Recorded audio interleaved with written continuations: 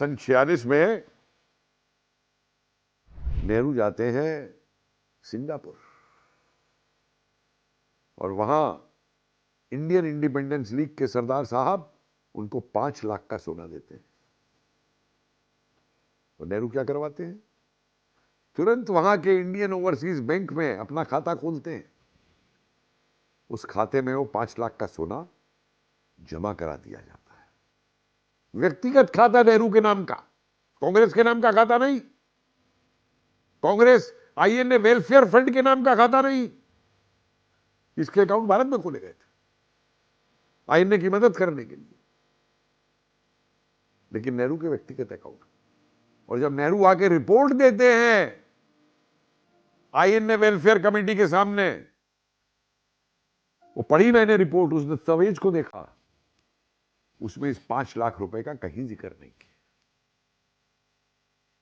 आज तक कोई नहीं जानता कि वो 5 लाख रुपए का सोना उस समय का, सन 45 का, वो कहां गया।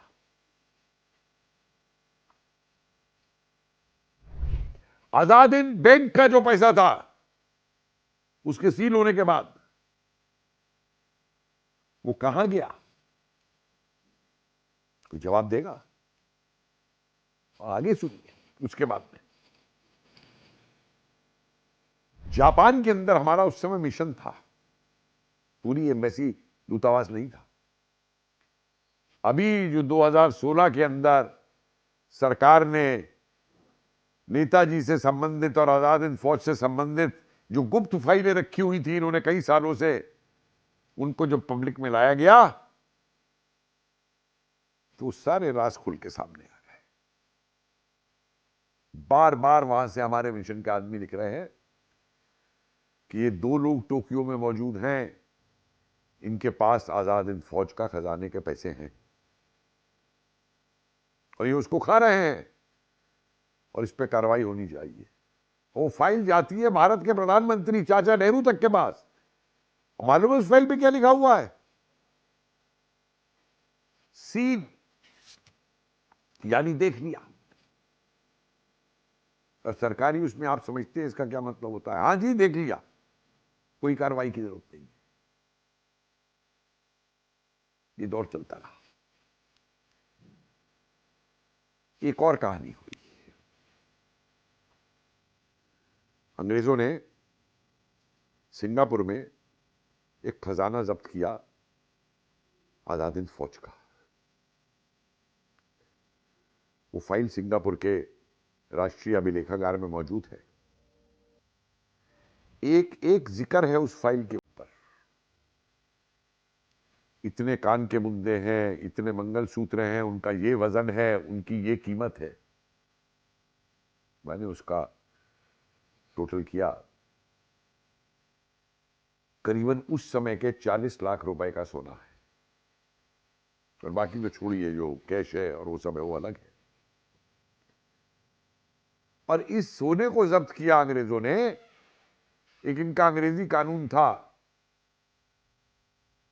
जिसमें ये वो दुश्मन के खजानों को जब्त करने का इनका एक्ट था, एनिमी प्रॉपर्टीज कॉन्फिस्केशन।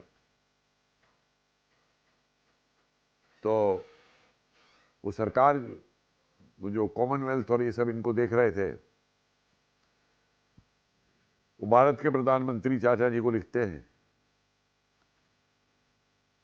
कि ऐसे ऐसे अब ये खजाना है, इसका क्या राय है, क्या किया जाना चाहिए। तो नेहरू पहले कहते हैं इस खजाने को मेरा वो जो अकाउंट है ना वहां पे सिंगापुर में इंडियन ओवरसीज बैंक में खुला हुआ, उसमें जमा करा दो। तो जवाब आता है कि नहीं,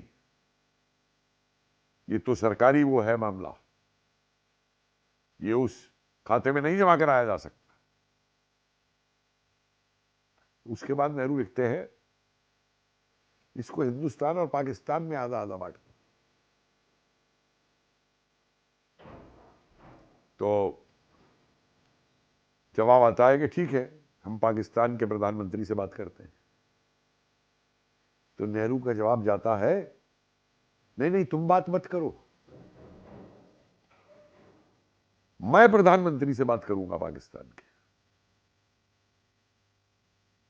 और 1952 की आखिरी नोटिंग है उस फाइल के ऊपर। उसमें लिखा है कि भारत के प्रधानमंत्री ने यह कहा है कि वो पाकिस्तान के प्रधानमंत्री से बात करेगा, तो तब तक हमें इंतजार करना है। उसके बाद फाइल पे कुछ नहीं है आगे। क्या बात हुई, क्या नहीं हुई, कहां वो सोना गया, कहां वो पैसा गया, आज तक एक राज है। क्या कोई जवाब देगा इसका?